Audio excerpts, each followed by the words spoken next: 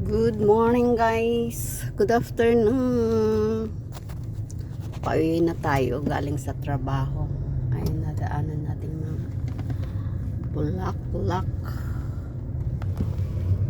Sarap. Yeah. Dadaan tayo sa ilalim ng tulay. Sa bahay. Sa bahay po tayo maglalunch. Yan. Yung ganda ng ano.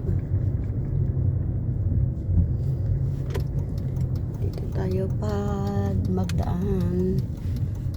Dadaanan natin ang mga taniman ng palay. Yan o.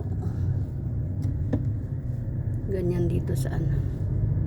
Sa Korea. Madaanan mo mga ano. Bukit. Taniman ng palay. Pero malapit lang naman sa ano, sa sentro.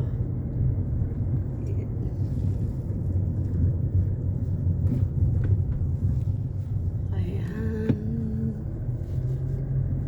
Ito ang aming palayan. Yan ang palay